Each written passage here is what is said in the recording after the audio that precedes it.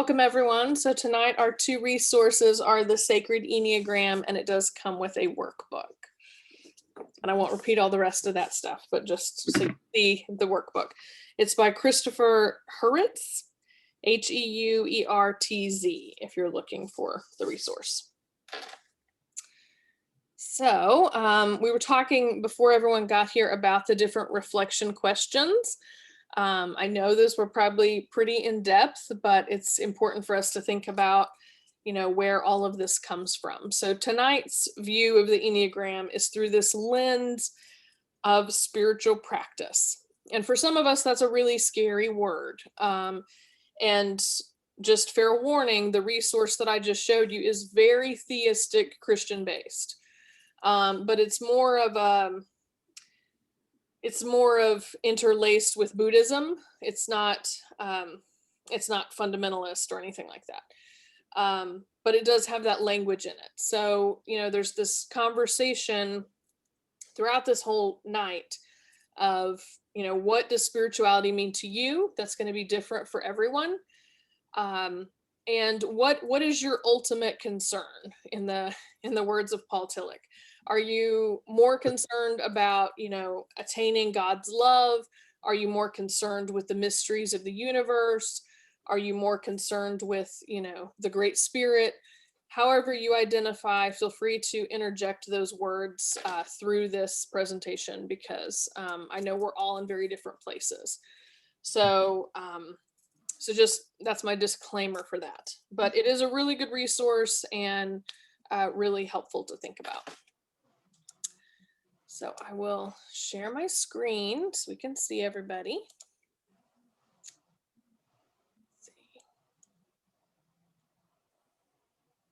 All right. Like I said, we talked about that. So the first thing we're talking about is the harmony triads. Now, the first week, we focused on those intelligence centers, right? And those intelligence centers are kind of our core being of how we interpret the world, and those sorts of things. So that's the intelligence center. This particular author describes everything in different triads. And so the harmony triads are the ways that we relate to the world. And when we look at how we relate to the world, we have a better awareness for spiritual growth, because we all look at the world just a little bit differently. And again, for those of you who have missed a session or whatever, we all have all the types within us. We all have different aspects of this within us, but there should be a main thing that should be coming out of this work for you.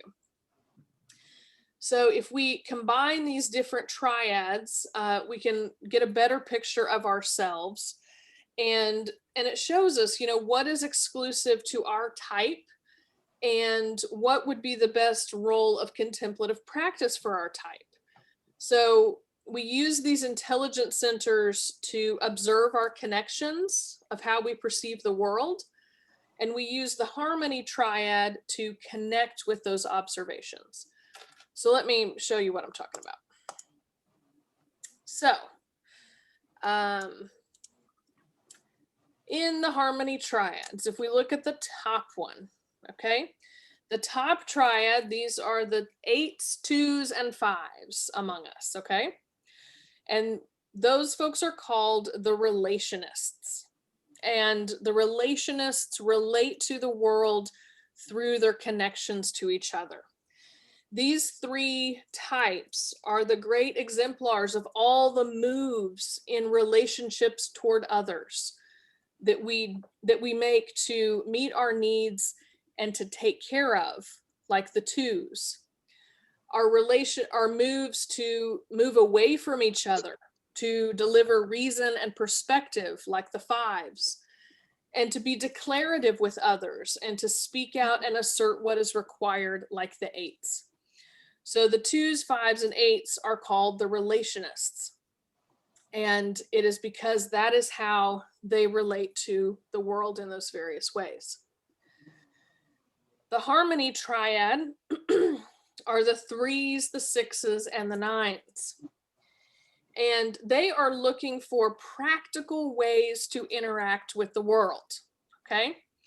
So the threes are seeking a practical and sustaining role in a world. They really want to be useful, the threes do.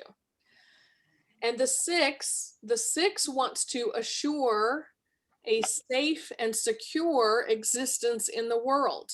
They want to make sure everything about them is safe and secure. And yes, and the nines the nines seek a comfortable position or place in the world. So they want, again, they're looking for that peace and harmony, so that they feel comfortable and at place with the world. So those are our three pragmatists. Everyone with me so far? Okay. So the last three, the sevens, the ones, and the fours, are the idealists.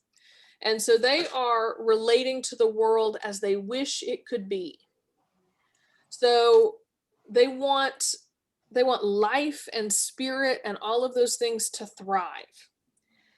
And so ones seek that perfect world according to the internal standards of the way things ought to be.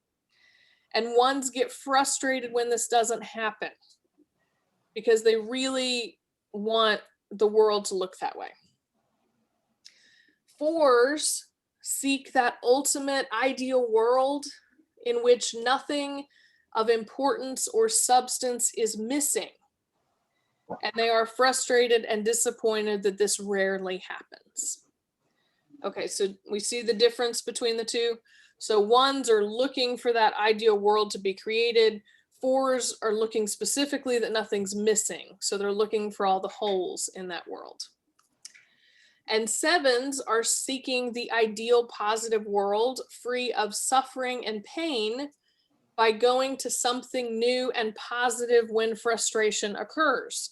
So when they see that the world isn't positive, they're going to flee to something else so that they can have that moment. So these are the three ways that these triads relate to the world.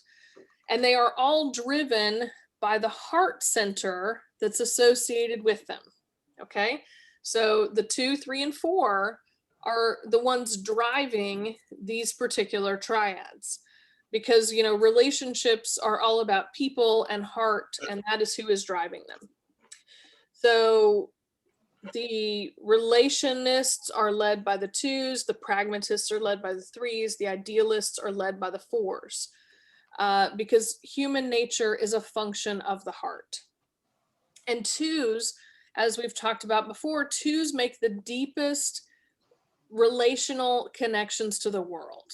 They just do. And the 3s are the quintessential get it done people. They are the pragmatists. They're going to make sure everything happens. And they're going to tell us about their litany of accomplishments. They're going to get it done. And 4s are, when we look at the idealists, they have dreams for a better world. And there's no greater dreamer in the Enneagram than the 4. Hi, sweetie. We're teaching the classroom.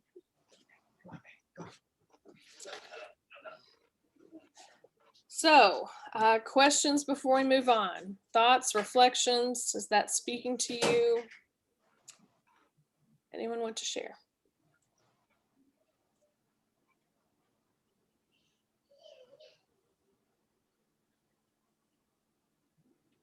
Well, good. Too much? We okay? Okay, good. Just want to make sure I'm not leaving anybody behind here. Good. Okay, so this part of our conversation tonight, I admit, is probably going to be pretty challenging for some of you. It was challenging to me in preparing it, because this is called the dominant affect groups. Sorry? Are we good? I'm just showing Jim how to use the button. Sorry. So the dominant affect groups are the why behind those harmony triads. Okay, this is born out of how we understand the world. This is the why behind it, and these go back all the way to childhood. So one of the things that the Enneagram teaches, and that Enneagram teachers teach, is that your type was often set all the way back in childhood, based on how your caregivers and you interacted with the world, and it's a very old system. Okay, and I just want to say, as we go through this, don't get stuck here, because this isn't the point of tonight, is to hate our parents and never move past this point. The point of tonight is to understand, okay, this is where I come from, and now this is where I'm going with the spiritual practices. Okay, so everyone promised me that we're not going to get stuck. Okay, so the dominant affect groups offer a clarifying layer about how each of these triads is formed. We're looking at psychosocial development. We're looking at all of these things. Your childhood is very much an important part of where you are today and why you are the type you are. There's a lot of object relations theory here for those of you psychologists in the room who like to talk about that. Object relations theory, very briefly for the non-psychologists, is that, babies are interacting with the world based on the first object that they see, often formula or breast milk, those kinds of things. And that's how our psyche emerges in one sentence. It's a lot more complex than that. But it's based out of the fact that when we're babies, we have protective objects and we have nurturing objects in our lives. And sometimes those are the same person, and sometimes those are very distinct. So when I was going through this, it was very distinct to me which parent fell into which category: nurturing, protective, right? So, and that may be different for you. So the harmony triads tell us how we relate to the world. The dominant affect groups tell us how we relate to the world as defined by our early family relationships. So again, it's the why behind the triads. So when we want to understand this connection, because it helps us move past these simple observations about character and gets us into the ways our relationships with our caregivers served as confirmation bias and strengthening that attachment to our type. So this piece can open our eyes to why we do some of the things that we do. And again, it's not the end game, so we're not going to get stuck here. So we have 3 types here. And I'm not key on the names, but they really do work. The key groups here are the rejection types, the attachment types, and the frustration types. Okay. So our rejection type is that harmony triad of the relationships, or the relationists, right? It's 2, 5, and 8. And they are relationists because they experienced, in their perception, rejection as children. And so as a result, these 3 types deflect their needs by rejecting what they want, because they think that's what they have to do in order to have relationships. They have to set aside themselves in order to have relationships with other people. So Riso and Hudson, and I'm going to quote them a few times tonight, but they are the ones who wrote The Wisdom of the Enneagram, the Enneagram Bible, and it's kind of quoted in here. So I'm just going to point that out. But so the 2, 5s, and 8s go through life expecting to be rejected. And so they defend themselves against this feeling by repressing their own genuine needs and vulnerabilities. They want to dismiss their needs so that they can focus on the needs of others. The 2s do. They want to They don't want to be controlled by this. They want to pull themselves toward the type of love that they want to have for who they are. Okay. But they're fearful that their needs are going to be too demanding and lead to rejection. And so the type 2 is feeling rejected because the nurturing love they offered their protective caregiver wasn't reciprocated.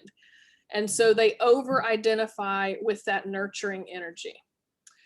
So our 2s in the group, as we get through all of this, I'll ask you to reflect, but, is that resonating with you 2s, that you felt like your love was not reciprocated?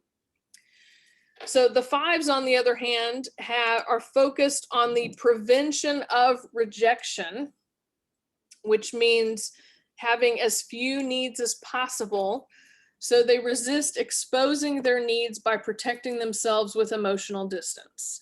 So type 5s rejected both the nurturing and protective caregivers as intrusive and withdrew to assume a self-nurturing and self-protective stance. I could have written that myself. That is exactly my experience.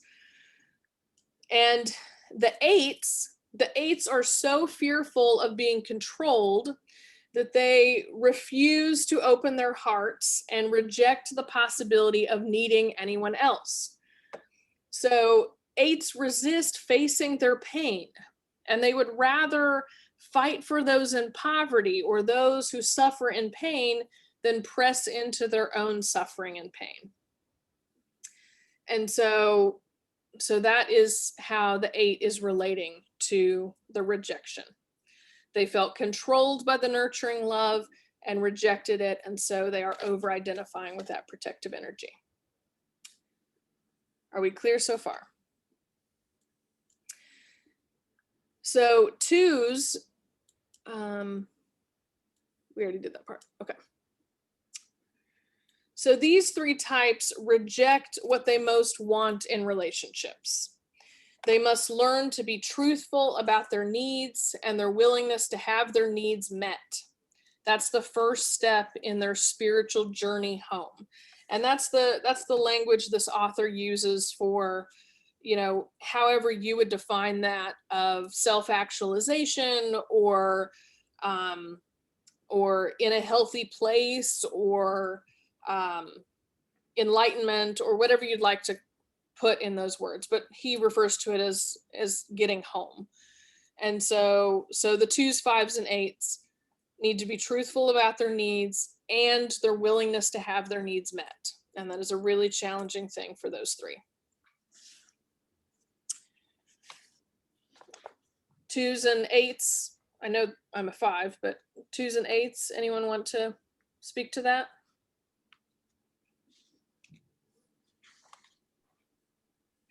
I can say a few words about it. I know I have had a pattern in my life to be drawn to women who are emotionally unavailable, as it turns out. And even read that book, Emotional Unavailability, and I guess it's helped a little bit. But I think I also have had a tendency to reject, as the explanation was saying, to reject people who are offering me what I want in the relationship, which is intimacy and openness and so forth. So I do find this, and I think I do find also truth in the fact that my mother, God love her, was controlling in a lot of ways, and I did resist that, and for better or worse, and so. Yeah, there's a lot to think about here. Got to give it some more thought, but I think this is a very apt characterization of me and my type. Thanks. Thanks, Robert. Yeah, I'd say it's dead on for me. Yeah. Abusive parents. Mm. I won't go into any details, but so yeah. And of course, then I married an abusive man. So not Jim. He's my second husband. But just to be really clear with everybody, but I can see how that pattern played out. Yeah. Yeah, I hear you. And you know, as I was reading my type, I mean, my mother was the type that she was a stay-at-home mom. So when I got home from school, she was, you know, all about having homemade snacks for me and asking about my day. And it was just a pain in my behind that she wanted to know all that. So it's just dead on for me as well. Thank you all for sharing. Let's go on to the attachment types. So the attachment groups, and that's the 3, 6, 9, these are the pragmatists. So you are the anchor points or the midpoints of each of the intelligence centers. Evelyn, you okay? This group takes hold of the practical energies they find that support their own sense of self. So what the pragmatists did with these early caregiving relationships is take what they like out of it and attach themselves overly to it. That's why they're called the attachment. So the attachment represents the desire of the ego to maintain a comfortable and stable relationship with the people or things that those in this attachment group are identified with, that you want to hold on to. 3, 6s, and 9s, you want to hold on to whatever works. And so if you found something that works, you really, really cling to it. And so they scaffold their insecurities in their relationship to their needs for recognition, if they're a 3, to their needs for stability, if they're a 6, to their needs for independence, if they are a 9. And that they're going to fasten their feelings, instincts, or thoughts, whatever their intelligence center is, to those various things. So 3 is going to attach to the energy of that nurturing caregiver and subsequently becomes capable of self-nurturing. The 6 is going to attach to the energy of the protective caregiver, subsequently becoming capable of self-protection. And the 9 is going to attach to the energy of both nurturing and protective and become capable of self-nurturing and self-protection. So, you know, it's all about this fortifying these 3 things. These 3 types attach to what works for them pragmatically. And knowing that helps them recognize that they need to engage practical ways of nurturing their spirituality and prayer, because these are very practical types and they're going to attach to those good energies that they found. 3, 6s, or 9s. Anyone want to comment there? I definitely feel like I've attached to specific teachings and who knows and such. Yeah, I even with Avatar: The Last Airbender, even and anime, just going so far as to actually meet some of the characters. And I don't know, I'm not entirely sure what attachment means, but it's definitely been. I definitely attach a lot. Sometimes end up feeling like I turned into some of the doctors, like David Tennant or something. Yeah. In Richmond or something. Any 3s or 6s that want to comment about attachment? Evelyn? Oh, you're still muted. Okay. The explanation, I was kind of misunderstanding that myself. When you're saying I can see if I'm attached to the energy of the protective caregiver as a child, definitely that is absolutely I can see which, I only had the one parent who was very protective. So then you're saying that we become capable of, that we attach ourselves to people like that? Or what, explain that a little bit more to me, please, about the self-protection.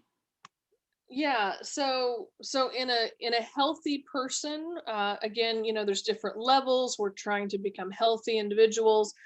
You are looking for self-protection. If you are in an unhealthy space, you might be looking for that protection from someone else, Okay. right? But that's how you become capable of self-protection, by channeling that protective caregiver and thinking about, what about that protective caregiver made me feel safe? Because you sixes are all about feeling safe and secure. What made me feel safe? And I need to work on those qualities in myself so that I can have that own protection within. Does that make sense? Within, and also it would be, you would be attracted to someone who would be capable of protecting you because we're so anxious. Is that Very likely. Yes. That would explain why I said that I married my mother. Is that correct? That would be true. That would be true. And that's when I first, I didn't like being a rejection type at first, because I was like, that just doesn't identify me. That's so negative. And I think about both of my parents. My mother's very nurturing. My father's very protective, and in a healthy way. They're not, it wasn't abuse. It was very healthy. But I am the black sheep. I rejected all of their notions. I want to do things my own way. It's very much in line with that. But that's how far back the Enneagram goes, is it digs into those initial relationships that we had to make us think about how we interact with the world. And in this particular instance, how we interact with, the greater purpose that we might feel. So any of our threes want to chime in, and then we'll move on? We might not have any threes on here. Anyone else want to chime in? I was going to say, definitely attached to my mom always was a protector, and my father, I guess, the comforter, but in various degrees. But definitely, definitely in relationships, always trying to find somebody who would protect me and help me be more comfortable. Great. I do, excuse me, but I do think that that I have spent over my life energy trying to be able to protect myself as well. And I certainly am always trying to protect my safety and my security, like we've talked about before. Mm-hmm. There's no doubt about that.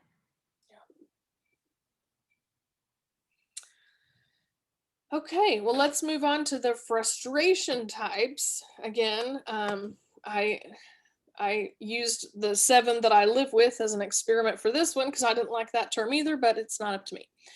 So the frustration group experiences constant angst about what could be.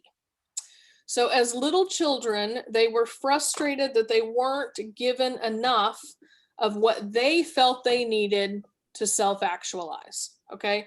And it's really important about what they thought they needed, not necessarily whether or not they actually got, whether they were actually all these things. But Riso and Hudson suggest that frustration relates to our feelings that our comfort and needs are not being sufficiently attended to. And that's for the 1s, the 4s, the 7s. And none of these types ever seems to be able to find what it is looking for. Because again, it's trying to find this ideal world that does not exist. So the frustration group is out there persistently irritated through unrealistic expectations for themselves and others. With 1s, intense introspection in their quest for authenticity in themselves, in the world. Those are our 4s. and the fear that bringing closure to an experience or an idea ultimately limits their freedom. And that's our 7s there. So the frustration group scaffolds their insecurities and their relationships to their needs for autonomy as 1s, their needs for validation and recognition, the 4s, or the opportunities that they feel they need, the 7s. And so they fasten all their feelings and all their thoughts to those different things. Their frustration is also realized in relationship with their caregivers at an early age, when they experience a compulsion for more care or safety from either their nurturing or protective caregiver or both. And they just wanted more than they seemed to be receiving, and that frustration never left. So for type 1, frustrated that the protective caregiver didn't safeguard enough. So they compensate by assuming a self-protective stance. And again, this is not based in whether or not the protective caregiver actually did that. It's the perception as a child that this happened, okay? So for type 4, they were frustrated that the nurturing and protective caregivers didn't offer enough. And so they compensate by assuming self-protection and self-nurture. And the 7s were frustrated that the nurturing caregiver didn't nurture enough. And so they compensate by assuming a self-nurturing stance.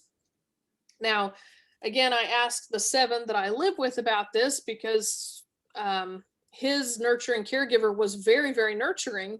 So I just want to clarify that not safeguarding or not nurturing enough for the frustration types can also be seen as not nurturing or safeguarding in the ways that you needed as a child, okay?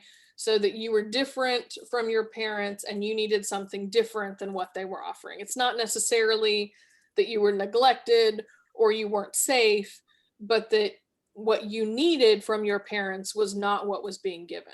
And so because of that, the frustration types were built out of that. So do any of our 1s, 4s, or 7s want to chime in there?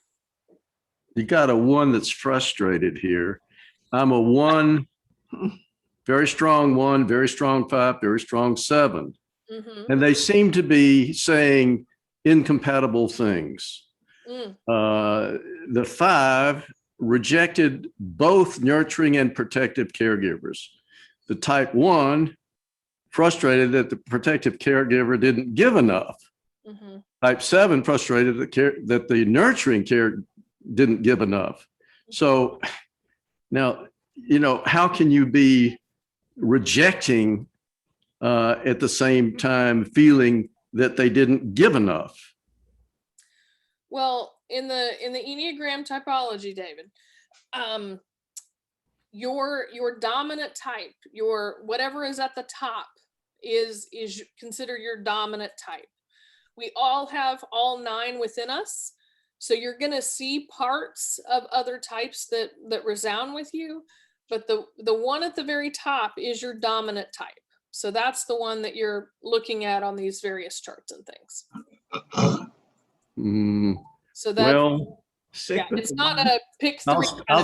I'll stick with the 1, but I think we've got I think they need to redo this a little bit to take up that incompatibility there, because I was certainly given plenty of protection as far as I can remember. There was that, and I certainly didn't reject anything. So I don't know. It's problematic. Maybe I'll have to think it through, but there seems to be some sort of underlying incompatibility here with a 1-5-7 combo.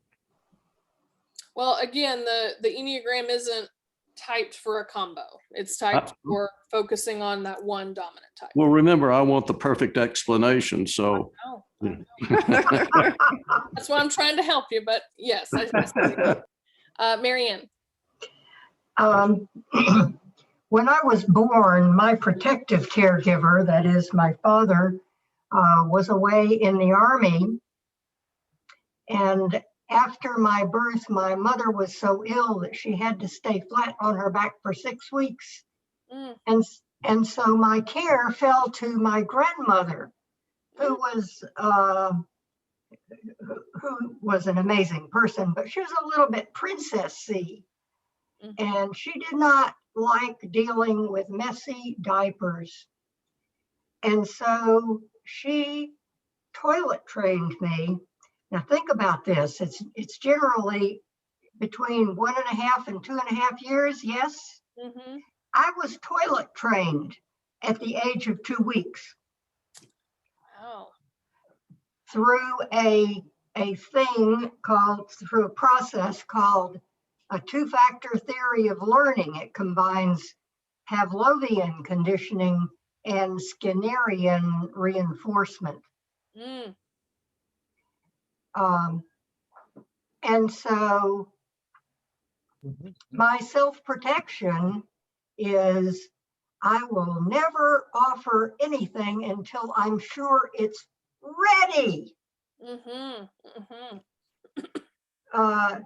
Only turned in a paper early once and got a B+, so didn't do that again. Mm-hmm. Mm-hmm. Um, All of that from when you were 2 weeks old. Yes. Yeah.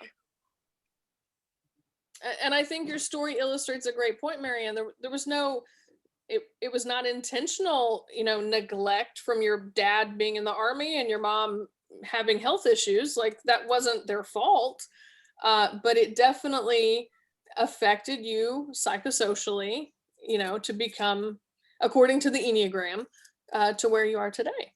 So that's a great point. Beverly. Can you hear me? Yes. And you Okay. have typed as a 4, correct? Yeah, pretty much a 5, very close. It was like a 98 for a 4 and a 93 for a 5. And so I had 2 comments and regarding the 4, I really relate to that because I did not have very nurturing or protective parents, either one. My mother was fairly impaired physically and mentally when I was really young. And I didn't like her very much. She was hostile and angry and rageful and withdrawn. And it wasn't until I was much older that we developed a relationship.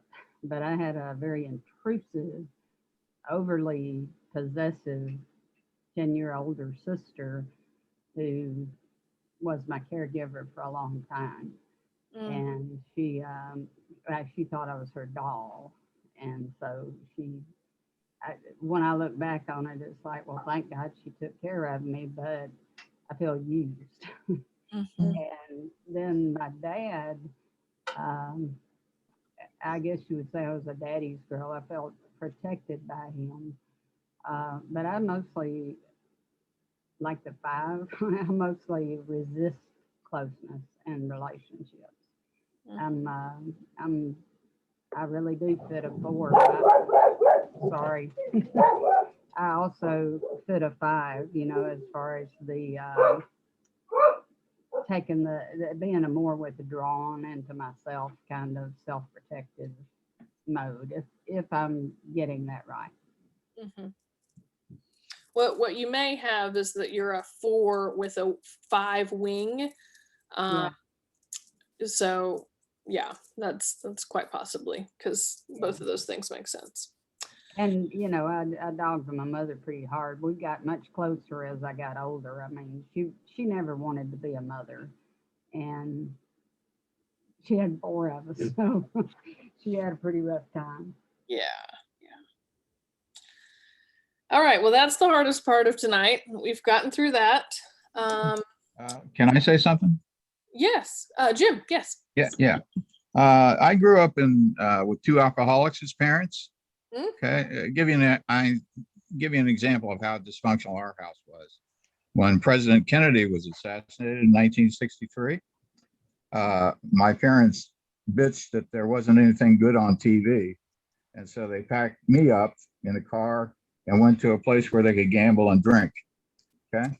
So I was paralyzed with fear my whole childhood. Yeah. So the 4 thing sort of, I guess what gets me there is the creativity. Mhm. That with the fact that I didn't have the skills to read back then and nobody picked it up. Interesting twists and turns and squishes and that kind of thing.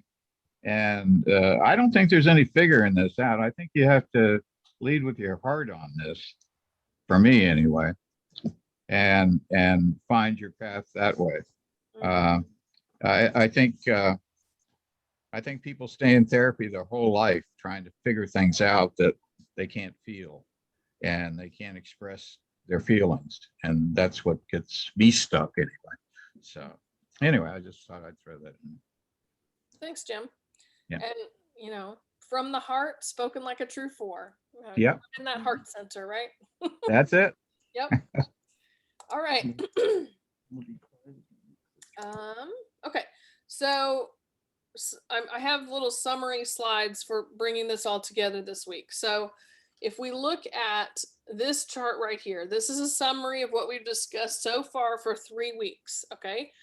So obviously there's a "the," but the next one is instinctive, emotional, or rational. Those are our 3 intelligence centers. So our body center, our heart center, or our head center. Yes. Those are how that's represented in here. Okay. And then the next word we just talked about, whether you are rejected or frustrating or attached to, you know, whatever happened in your childhood and how you're dealing with that. And then the last word, idealist, relationist, pragmatist, that's how you relate to the world. Okay. So type 1s are our instinctive, frustrated idealists. Type 2 are emotionally rejecting relatists, and so forth and so on. Okay, so we're just kind of summarizing that. So does everyone have yours written down or can piece it together if you want it? Fits me. It just kind of, it's a nice summary. And since we're, you know, bringing so many other concepts into each type, I just thought it was a good summary. So Thank you. moving on, looks like has everybody got what they want? Yeah, Beverly, you got what you want? Yeah. Okay, so so now we get into the spirituality of the types. So we've had this understanding that the author gets to these places by these triads built within the Enneagram. And then he spends a great part of the book trying to convince us of the need for contemplative prayer. And he's definitely coming out of a theist Christian mindset. But there's a lot in here for us, no matter where you are in the spectrum of spirituality. And these are the points that he thinks each of these centers needs to focus on for better spiritual enlightenment. Okay. And initially, from the classes that I've taught at the church on spiritual practices or these various conversations, I know how much meditation and prayer and contemplation is either important to you or frustrating to you. And I have this wonderment as I was reading through all of this, how much our types actually do influence how we prefer certain spiritual practices and how we avoid other spiritual practices, right? So let me kind of get into that for you. So spiritual practices are often presented to us as a one size fits all. Now, when I teach spiritual practices, I don't teach it that way because I'm teaching at a Unitarian Universalist church. And I know that one size fits all does not work with us. But that has been often the case for a lot of people, that you go to a spiritual practice seminar and do X, Y, and Z, and suddenly, you know, you will be more enlightened or peaceful or whatever you're looking for. And so what he does in this book is to really focus on what our needs are with our types so that we can look at what spiritual practices we should be cultivating. And these 3 he breaks down into solitude, silence, and stillness. And on the surface, they all seem really, really similar. but they are actually pretty different. So the first one we're going to look at is the stillness, okay? And these are our gut people, our body center people, our 8s, 9s, and 1s. And their addiction, we talked about, various addictions and vices in previous weeks, but they are obsessed with being in control. Our heart people, our 2s, 3s, and 4s are obsessed with connecting with other people. And our head people, you know who you are obsessed with being competent. You have to be competent. And all of us, there's nothing wrong with having control, having connections, having competence. That's not the point. The point is that we need to have some freedoms from the ways that we deal with this inner dread that interferes in all those things we talked about in week 1. How do we get back to our basic desires? How do we get rid of our basic fears? How do we become our best selves? So the goal here is to align a contemplative practice with self-awareness to get to personal liberation by taking the time to pause and create a spirituality based on these 3 things: solitude, silence, and stillness, to remind us who we truly are. And we need to do all 3 of these things. They're all important to spiritual practice, but one is crucial for us based on our type.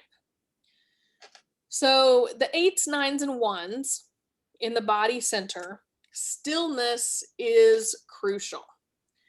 Okay, so we have the 8 who has this driving energy, who just wants to get all this stuff done. We have the 9s who are so dedicated to mediation and making peace between people. And we have the 1s who desire so much to fix what is broken in the world. And all of these are important and unique gifts, and they're all about doing, just like that body center. It's all about doing and getting things done. And the question for reflection is, who am I without the good that I do? If I'm an 8, 9, or 1, who am I without all this good that I'm doing? Because that's how I want to define myself, by all these good things that I do. The gift of stillness, the focus of spiritual practice on stillness, redefines that instinctive drive of the body center folks to do by creating some inner accountability for proper engagement in their lives. So it's a counterpoint to control. It brings the 4's freedom. It's an inner freedom that loosens that grasp of the gut people to impose their impassioned drive for good. So stillness interrupts that addiction of the gut people and prompts them to reevaluate their drive. So stillness is all about, I want to do. I need to stop for a moment. I need to be still. I need to tap into my heart and head centers. That is the spiritual practice for the 8s, 9s, and 1s. It's finding that stillness within yourselves. Just for the sake of time, I'm going to do all 3 of these, and then we can get some reflection if you want. So for those in the heart center, 2s, 3s, and 4s, solitude is crucial. Okay, so these are folks who are often surrounding and relating to other people in their lives constantly. And solitude is going to be that correction to their dependency on connection and comparison with other people. They are people who constantly find themselves drawn toward others for affirmation and approval, and often find that they're actually still very lonely on the inside because they're disconnected from themselves. So the question for the heart center people is, who am I when I'm alone? Because they often like to define themselves by who they are. I'm somebody's grandparent. I'm, somebody's daughter. I'm somebody's father, all those different things. Who are you when you are alone? So the challenges for those in the heart center is to return to that essence and to bring forward your true self in relationship. And solitude is key to this recovery. It's teaching you how to be present to the divine, the universe, your greater purpose, to ourselves and to others with no strings attached. Okay, so that's our 2s, 3s, and 4s, is taking some time for solitude. And for those in the head center, silence is crucial. Now, when I first saw this, I was like, we head folks, we know about silence, but no, this is it. The question for us is it possible for us head folks to turn down the inner noise that serves as a distraction to be able to really listen? Silence helps us learn how to listen to the voice of the divine, the universe in our lives. A voice we probably cannot recognize because we are so in our heads thinking about so many things. So silence helps us to listen to the people in our lives who speak loving words of truth or affirmation over us.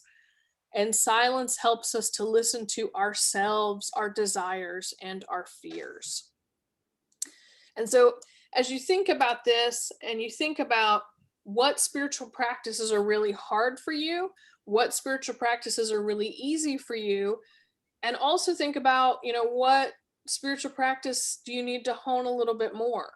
I know for me, meditation has always been really hard because I can't clear my mind. I don't know how to do that. So I just need to focus on just being silent, and that, and that's the hardest thing for me, is to be meditating and to be silent, because that's speaking to my head center there. So how does this resonate for all of you? Anyone want to speak to where you might look in your spiritual practices? Beverly? And then Mark? I got solitude down. I have to have that. I can't function unless I withdraw some from the world. I absorb other people's emotions really strongly. Mm-hmm. And so I have a great need for getting out in nature and getting away and being quiet. I have trouble with both of the other two, silence and stillness, quieting my mind. And I'm not sure I totally got comprehended about the silence, but definitely the stillness I have trouble with. Silence in the mind is what you're saying. And yeah, I have trouble with both of those, silence in my mind as well as not busying myself. Yeah.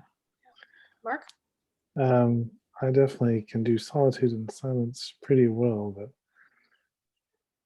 I always have something I want to do, like watch too many things. But I put down a block of time for reading and stillness, but it's very hard to just actually do that. But I did find a YouTuber, Master Cho or something. He talks about being still. Mm-hmm. I need to look more into stillness.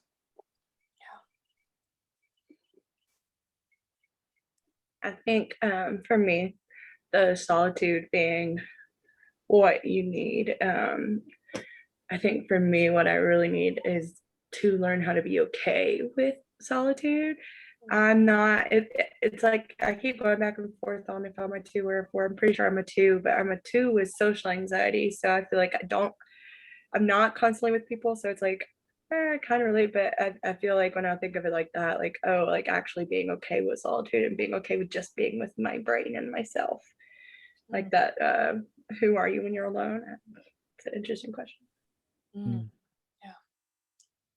And again, they're all linked. There's different wings. There's different, when you're stressed or when you're healthy, there's different parts of you that are going to look like other numbers. So, that totally makes sense. But finding hated out that. what type is helpful. Yeah. Yeah, I hated that I missed last week's because that's the thing that I struggle with the most is like when I'm not healthy, I definitely am more of a 4, but then like when I am healthy, I'm a 2. So I can relate kind of to both. But either way, solitude is probably something I need to figure out how to be okay with.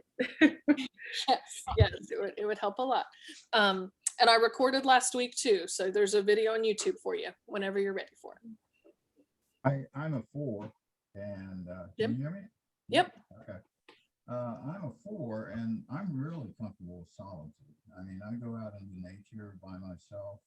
In fact, I wrote a poem one time that how alive I was in solitude out in nature, and inside, and I disappeared. So, I'm one of those frustrated idealists too. So I go right back to there. So how I can fix the world. I guess not really. I mean, I've sort of grown on that one.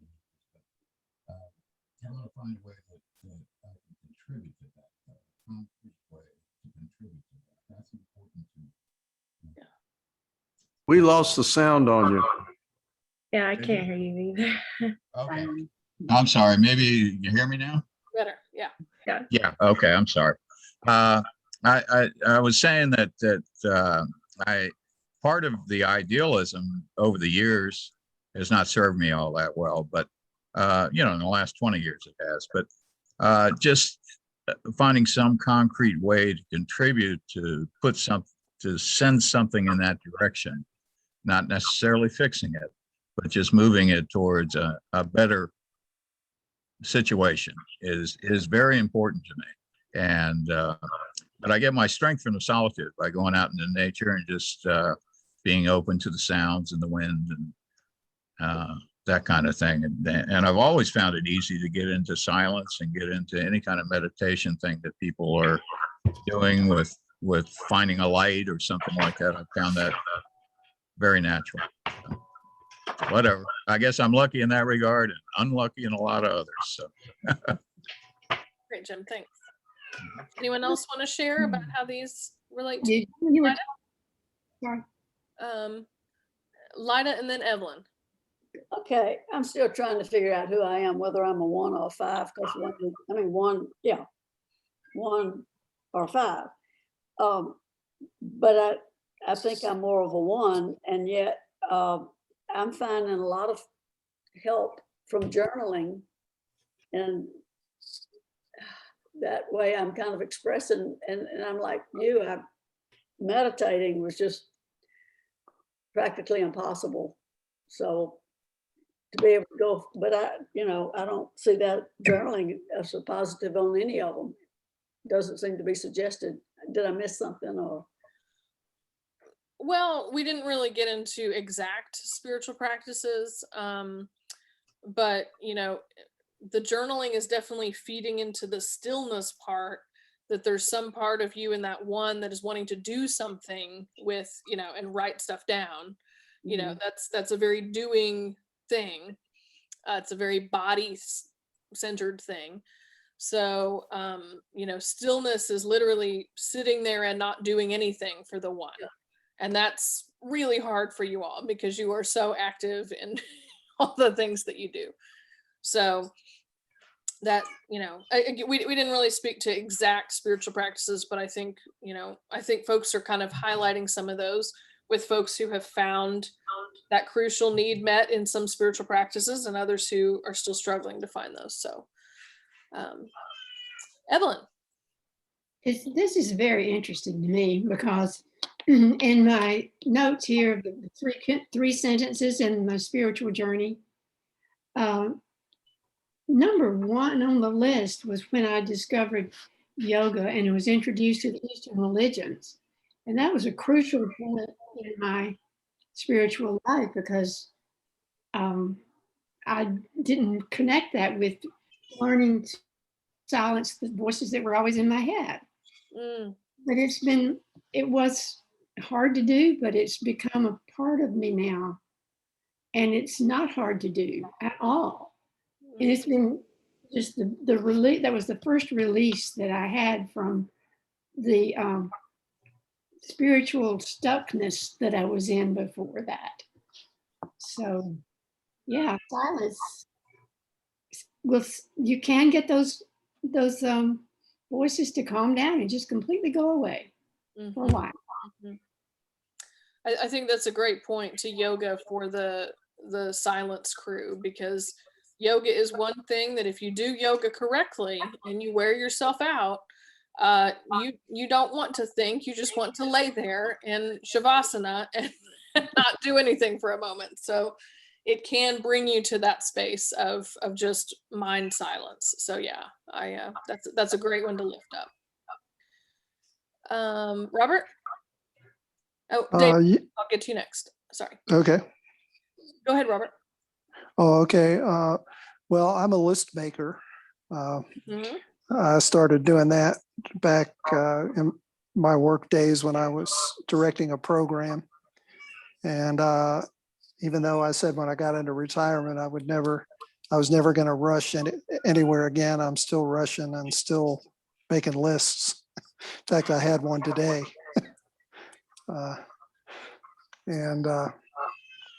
But along with that, a good many years ago, I also started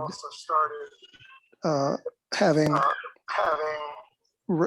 I'm getting feedback.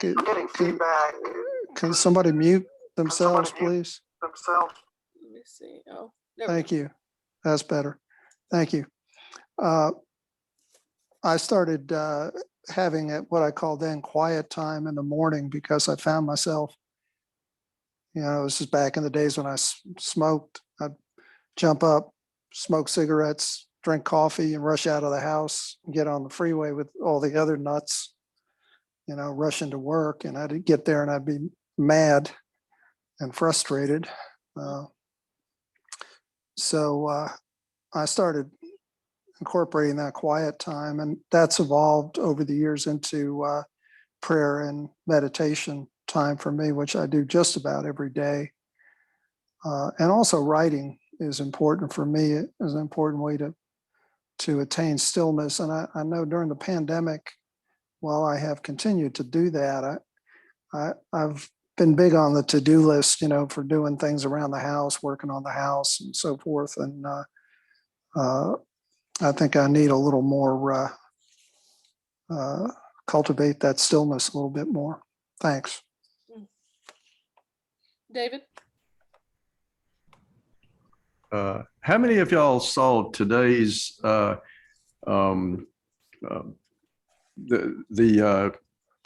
kids that were playing Ticket to Ride?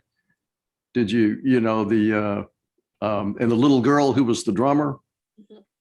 Did you notice the way she was smiling? She was right on the money and everything. She was into that. Just she was the drums. The drums were a part of her. She was a part of the drums. She was smiling. She was just into the whole song perfectly.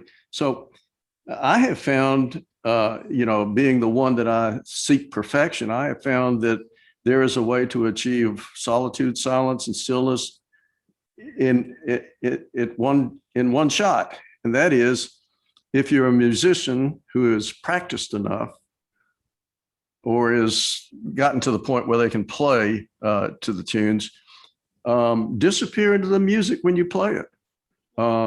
Just like she did. You get the solitude. I mean, I can play along with the Allman Brothers or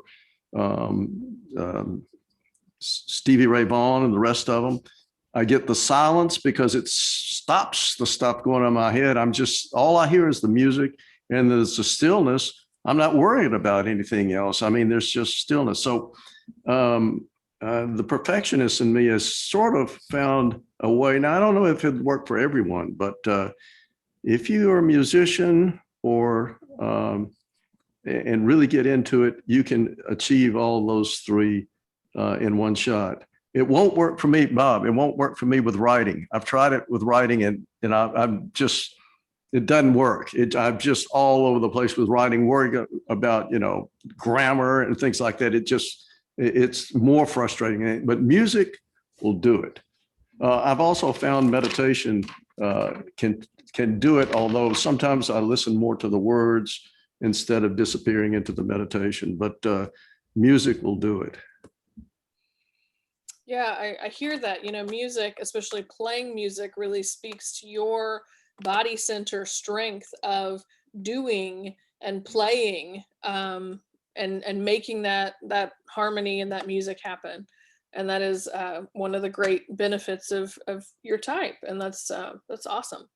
But I hear you. There's the new movie out on Disney called Soul, and he talks about that ideal moment when you're playing music and that sort of thing. Another contemplative practice that I wanted to lift up for the head center folks, for me, Taizé meditation is really helpful, because it's a song. So it's like, it's loud enough to shut off my brain. It's usually in another language, which is challenging my brain further. And then it's repetitive. So I can think through it the first 2 times. I can think it to pieces and just rip it apart. And then by the 3rd, 4th, 5th, 7th times, all I'm doing is saying the words. I'm like in this kind of almost trance state. So, head center folks might find some comfort with that as well. So I think you're getting the idea of, thinking about those, and maybe next week we can share some more ideas that you've generated based on how to get to these spaces with yourself. But again, work on the one that's crucial to your type, and the others are a great benefit.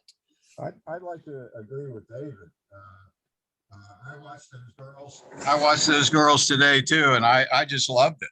I mean, it just it put me in a spiritual place too. Not only them, but it did with me. I mean, I could relate to what they were doing, and it just was a wonderful experience. And I used to coach softball, fast pitch softball, for about 25 years, and I was the pitching coach.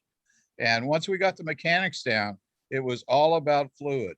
It was all about losing yourself. It was all about automatic. And whenever you tried to aim it or something like that, you could visualize it, but when you tried to aim it, it went awry. And so there's all sorts of ways to incorporate that. And David sure is a valid. Yeah. Stevie Ray Vaughan, I'd like to hear you sometime. Getting into our flow if we pick a different topic here. I'm a baseman. Okay. Well, let's move on to the next piece. Oops. Okay, so this part is integrating consent, engagement, and rest with our harmony triad. And these words, I admit, don't really help me wrap my mind around it, but you'll get there eventually. So these are the intentions that we bring to spiritual practice. So these are the challenging pieces of us. So when these mindfulness intentions are combined with solitude, silence, and stillness, we can start to, wake up from our self-illusions. There's definitely some Buddhist thought interwoven into this, but our intention points to what our heart needs most in order to connect with the universe. So our intention here is either consent, engagement, or rest. And this is the way, just like a friendly dog rolls over so you can rub on its belly, that's the point that we're trying to get to in this moment with the universe, of just that peace and acceptance of the love and all that is surrounding us. So if we look at our relationists again, our 8, 2, and 5s, they avoid or reject their needs.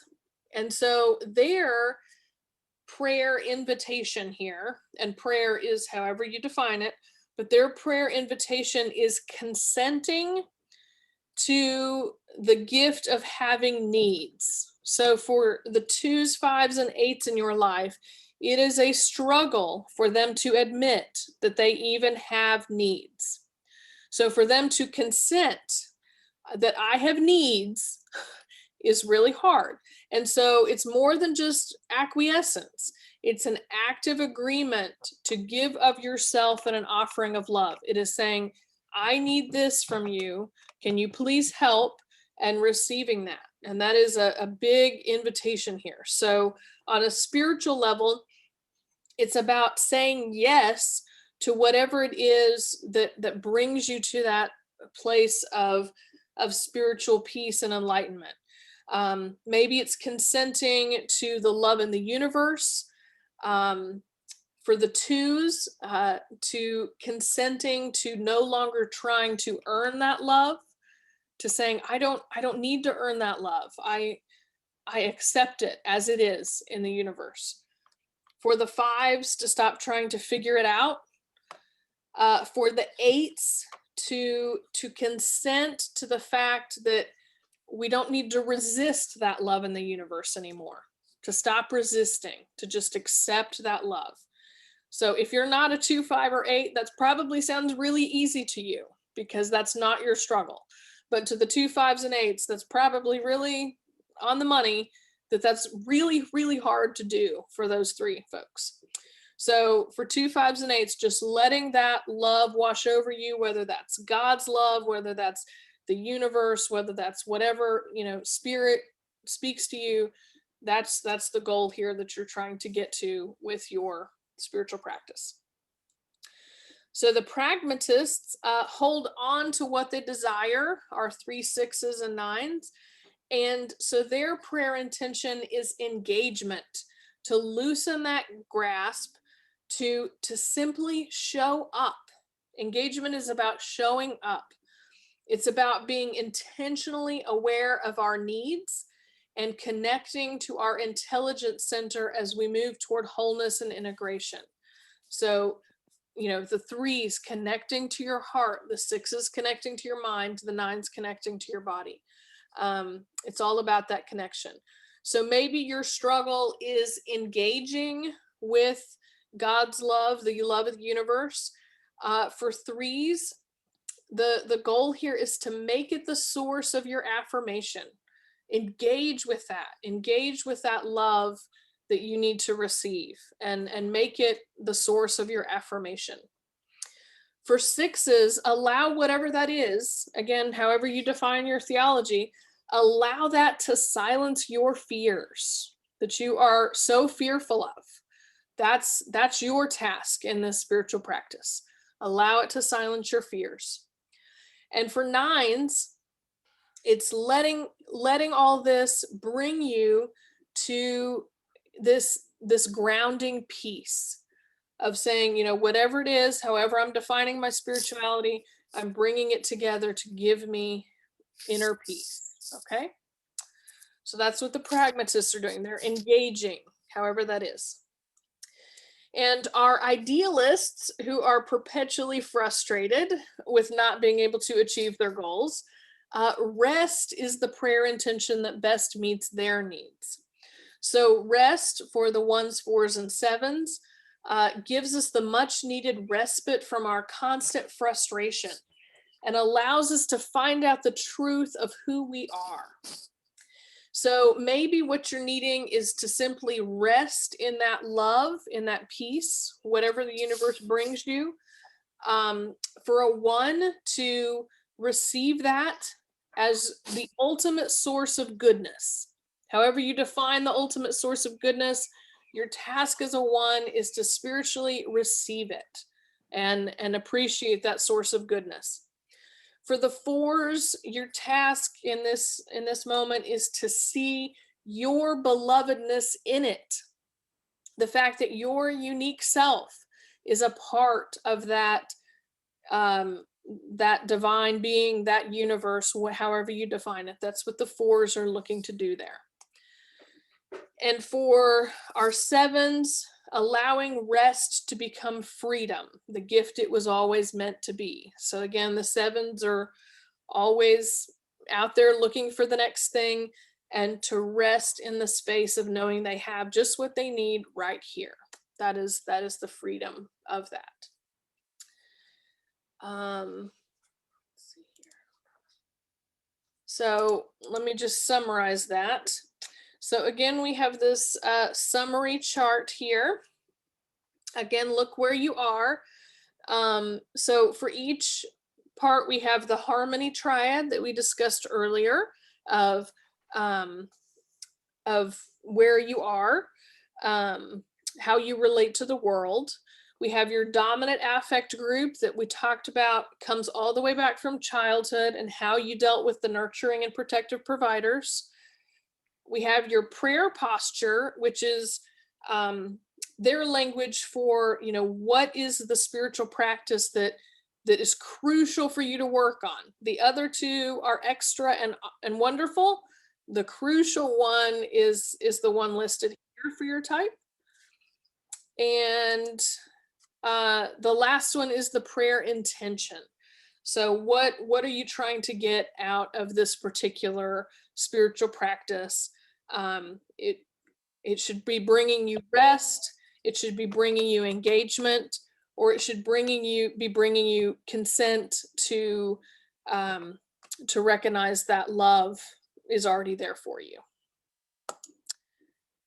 And something happened. Can you see that? Mm-hmm. You can see that? Okay. So this is putting them together. So our ones are resting in the stillness. That's the goal of spiritual practice. The twos are consenting to solitude. The threes are engaging the solitude. The fours are resting in the solitude. The fives are consenting to silence. Sixes are engaging the silence. Sevens resting in the silence. Eights consent to stillness. Nines engaging the stillness.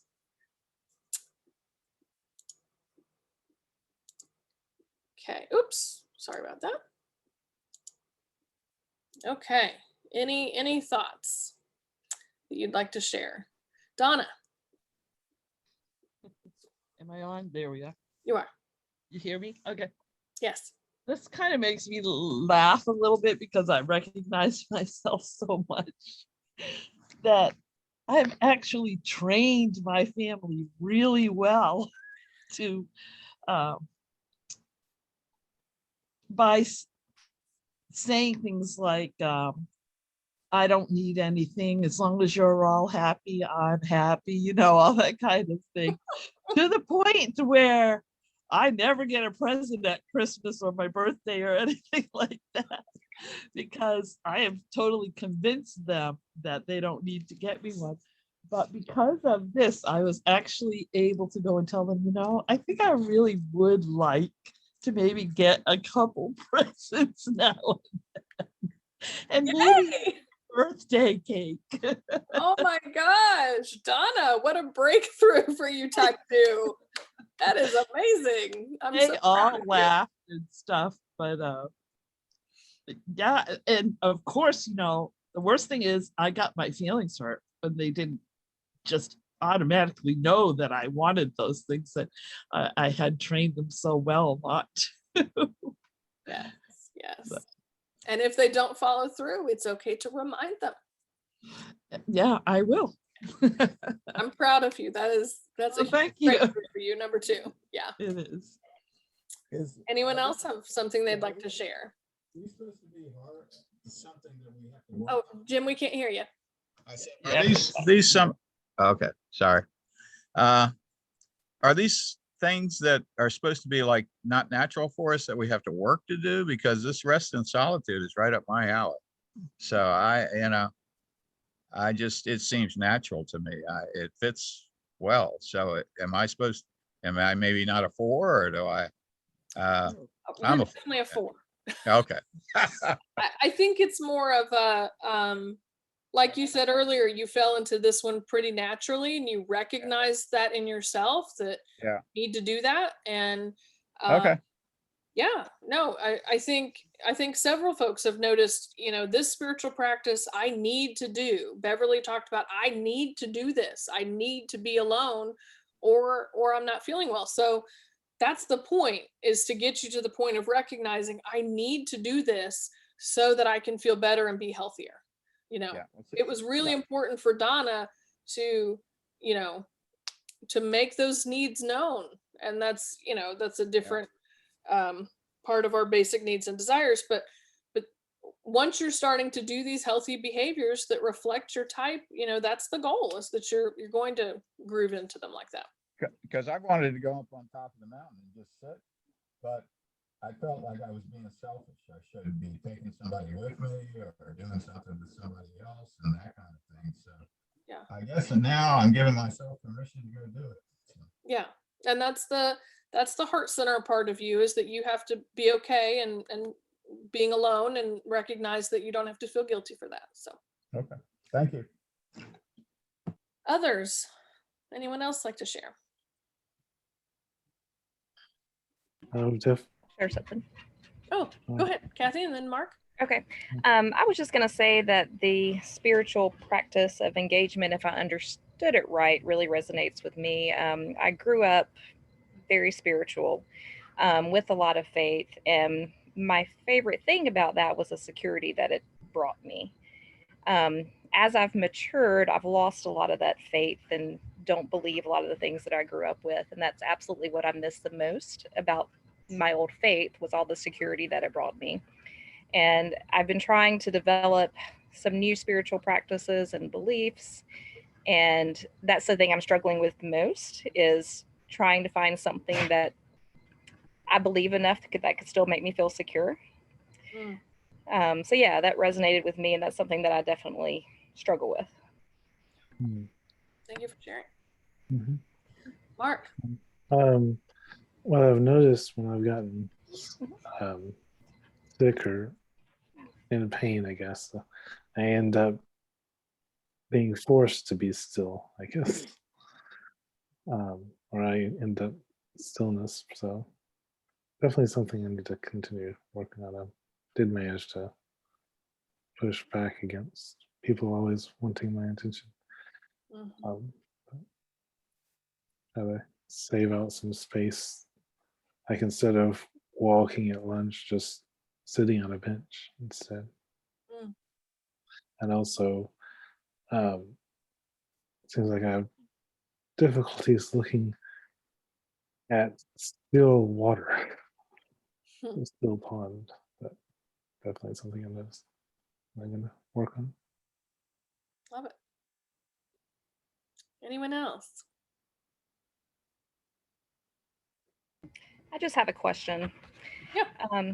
So when Evelyn mentioned yoga as a spiritual practice because it lets her mind be in silence, which was one of my goals as well, is silence. I've always had an exercise routine, and my favorite thing about it is that while I'm exercising, my mind isn't thinking about anything other than getting through these workouts. And I've never ever thought about that as a spiritual practice, but I'm wondering, should I be considering that a spiritual practice? Because it absolutely helps me be in silence. Agreed. And Evelyn is also a 6, Kathy. Yes, I'd like to tell you something about that. Where you are now is where I started it with yoga, is for exercise. I went there with the intent of healing a frozen shoulder and knee problems and things like that. That's all I wanted. That's all I knew that there was. It took years for me to actually know yoga, the practice of yoga well enough to know that that is just the starting point, that by using your body, you bring your mind to your body first, and then after a while it becomes automatic, the body part does, and then you can go into, or at least I have to do it, and others I've known can do it. It's a natural progression. If you have a good teacher, sometimes they will lead you into meditation, and the person I go to can do that. I can tell you who it is later if you want to know. But it's not something that happens right away. So just enjoy the body part, and if you want to do it, try it out, let it just see where it goes. But it definitely puts me into a state of quiet. And honestly, I don't even have to do that anymore. I can just go to meditation after just a very short period of time. It's the connection of body and mind, and then quiet, solitude, meditation, wonder, whatever. To that point, we talked in our first session and even in this session about, part of balancing ourselves and, coming to greater health with ourselves is in trying to bring in those other two centers to our lives, because the center that we're in is the center we're comfortable being in. I hate working out. It is such a pain in the rear. If I can watch TV while doing it, at least I just stop thinking about it. But that the body and then the heart, and the mind, whichever two you're not in, those are the two that, whether it's spiritual practices or engagement with the world, those are the two that you work on to bring health to your life, of engaging with relationships with other people, with our heart center, and engaging with our body and engaging with our mind and thinking about things. That's how we become, whole and healthier people, is by that integration. So doing those things in the other centers is really helpful to us as well. Beverly.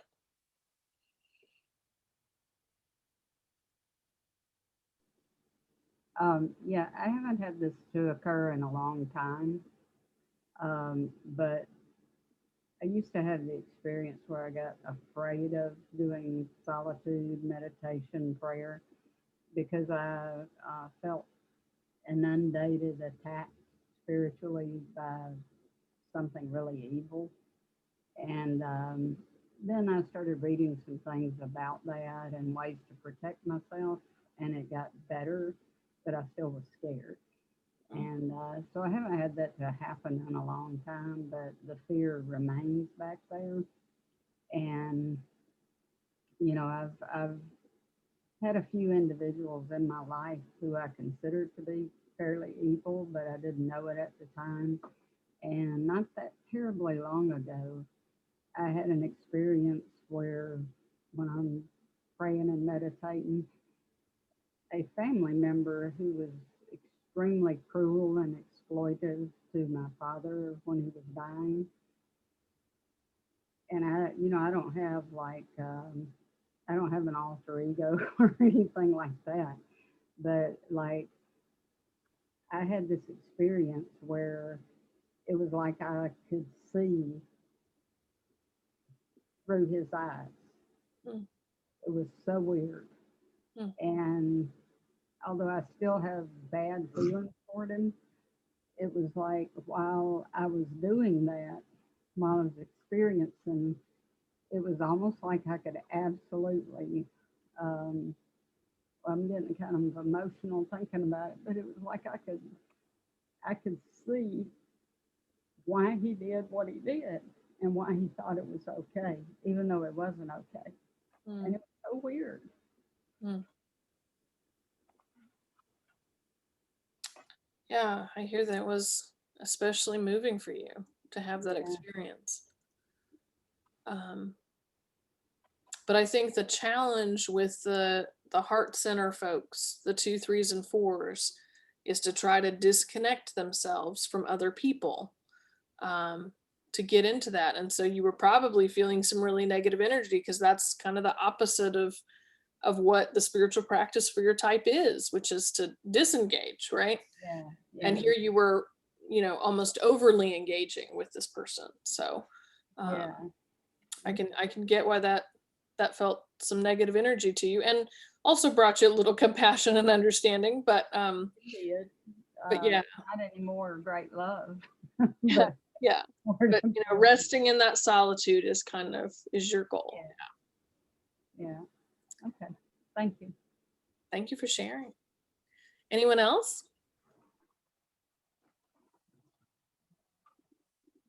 Kelsey? I think the word consent threw me off too, because I was like, consent to what? I don't understand.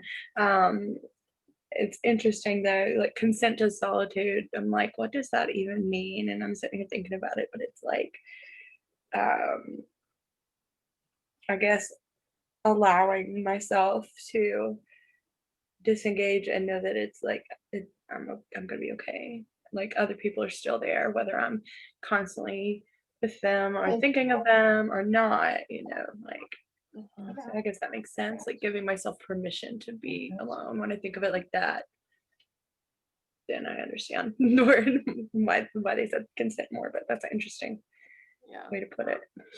And not feeling guilty about that, and accepting that you need to be by yourself sometimes, and that's okay. You still need to know who you are. You're not just somebody's mommy, you're not just somebody's partner, you are you, and you have to connect with that person too, Yeah, for because sure. it's better for them. Yeah. All right. Well, thank you for being here. Again, I'll put the recording on YouTube as soon as I get it up there, if you need to look over it again. And next week is our last week, and we will be talking about relationships. And so it may be helpful to you, for those of you in a significant partnership, to ask your partner to take the quiz so you know what they are. But some of them, are already in the room, as we know, but it just might help you in your understanding of that to look at those next week. But it can be, it can be a sibling or a parent or whoever you would like to make that person. But if you just pick someone, it might help for next week to look at that. So invite them to take the quiz too. So, all right. Thank you all for being here.